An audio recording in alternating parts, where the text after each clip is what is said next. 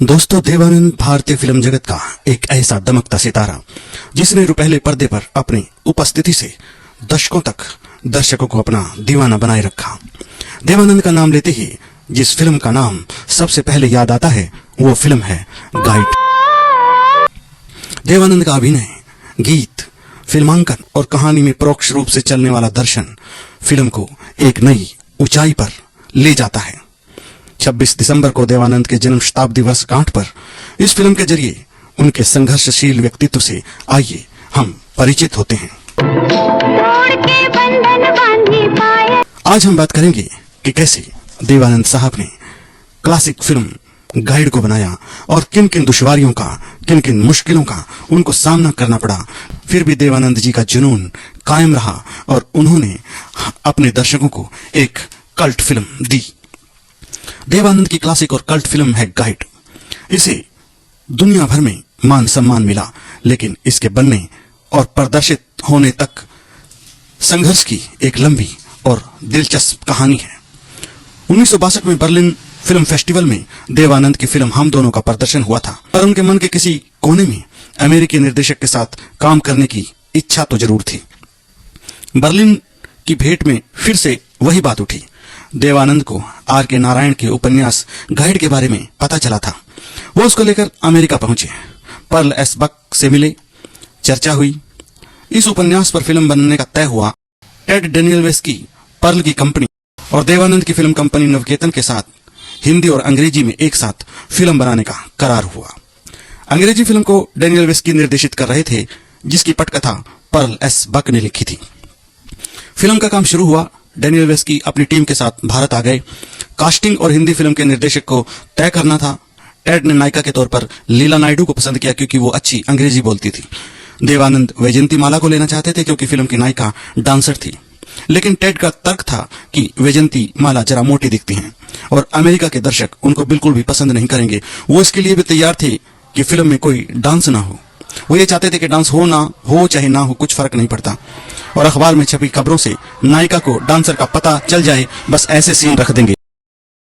लेकिन देवानंद ने कहा कि अगर ऐसा हुआ तो फिल्म 100% डूब जाएगी। टेड किसी तरह इस बात को मान गए। देवानंद साहब ने वहीदा रहमान का नाम सुझाया। वो टेड को बिल्कुल भी पसंद नहीं थी। देवानंद के अनुरोध पर वो तैयार हो गए। इस बीच किसान की भूमिका के लिए टेड ने के.एन. सिंह को चुन लिया। उसको लेकर भी बहुत लंबा विवाद चला। हिंदी के निर्देशक की खोज जारी थी। विजय आनंद उर्फ गोल्डी ने पर्ल एस बक की पटकथा को पढ़ा और उसे खारिज कर दिया और कहा कि ये पटकथा नहीं चलेगी, और फिल्म करने से भी उन्होंने साफ मना कर दिया। उन्होंने साफ तौर पर कहा कि वो ऐसे निर्देशक के साथ बिल्कुल भी काम नहीं कर सकते जिसको के.एन. सिंह में भारतीय किसान दिखाई देता हो। दोनों भाइयों में बहुत लंबे समय तक बातचीत बंद रही। देवानंद ने चेतन आनंद को तैयार कर लिया। कुछ समय में वो भी अपनी फिल्म हकीकत में बिजी हो गए और उन्होंने भी फिल्म छोड़ दी। राज खोसला को टेड के सहायक के तौर पर रखा गया, तो वहीदा ने यह कहकर फिल्म करने से मना कर दिया कि वो राज खोसला की फिल्म में काम नहीं करेंगे, क्योंकि पिछली फिल्म में राज खोसला ने वहीदा रहमान का अपमान किया था। समझौते की सभी कोशिशें बेकार गई। राज खोसला को फिल्म छोड़नी पड़ी। अब देवानंद के सामने कोई भी विकल्प नहीं बचा था, तो वो फिर से विजय आनंद के पास पहुंचे। देवानंद के संघर्ष का दौर अभी भी खत्म नहीं हुआ था। एच.डी. बर्मन को इस फिल्म का म्यूजिक देना था, लेकिन काम शुरू हो इसके पहले ही उनको हार्ट अटैक आ गया। अब वो ठीक हुए और गीत के कुछ शब्दों को लेकर हसरत जयपुरी जी भड़क गए। इस पर भी बहुत लंबा विवाद चला। गोल्डी व सचिन देव बर्मन इन बातों से बहुत ही ज्यादा आहत हुए। देवानंद ने हसरत जयपुरी को 25,000 रुपए देकर विदा कर दिया। फिर शैलेंद्र आए और अमर गीत कांटों से खींच के ये आंचल लिखा गया। संकट अभी भी जारी था। देवानंद को बदसूरत दिखाने की गोल्डी की मंशा पर देवानंद साहब भड़क गए।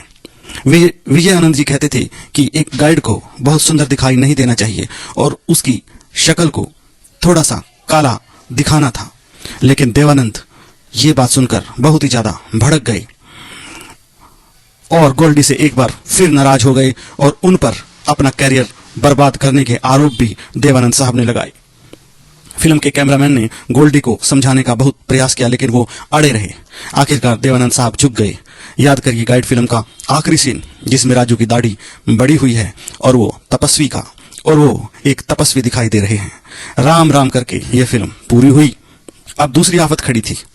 देवानंद के विरोधियों ने सूचना और प्रसारण मंत्रालय में सैकड़ों पत्र भेज दिए। यह फिल्म समाज में अनैतिकता को बढ़ावा देने वाली है। इसमें शादीशुदा स्त्री पर पुरुष से प्रेम करती। सेंसर बोर्ड से सर्टिफिकेट रुक गया। देवानंद साहब निराश होकर तत्कालीन सूचना और प्रसारण मंत्री इंदिरा गांधी के पास पहुंचे। उन्होंने फिल्म देखी। इसमें उनको कुछ भी आपत्तिजनक नहीं दिखा।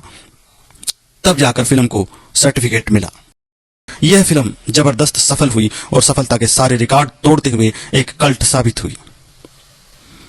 और यह बात भी साबित हुई कि इतिहास बिना संघर्ष के नहीं बनता।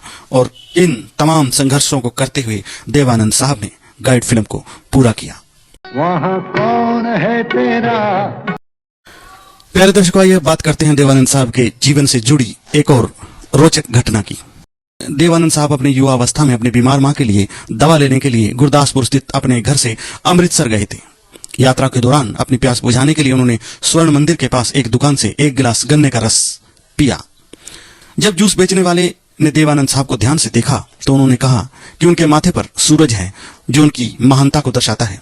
जूस बेचने वाले की भविष्यवाणी सच साबित हुई। देवानंद एक ऐसे सितारे बन गए जो 6 दशक से भी अधिक लंबे समय तक चमकते रहे। अपने आकर्षण, संवाद बोलने के तरीके, हल्की चाल, मनमोहक मुस्कान, सिर हिलाने और ड्रेसिंग स्टाइल के साथ देवानंद ने अपने करियर में जो चमक बिखेरी, उसके सामने आज भी बड़े बड़ों की आंखें चुंधिया जाती हैं। प्यारे दर्शकों, ये पोस्ट आपको कैसी लगी? यदि अच्छी लगी हो तो प्लीज चैनल को सब्सक्राइब जरूर कर लें, वीडियो को लाइक करें, शेयर करें, फेसबुक पेज को भी फॉलो कर लें। फिर मिलते हैं किसी नई पोस्ट के साथ। तब तक रखिएगा अपना ख्याल। जय हिंद, जय भारत।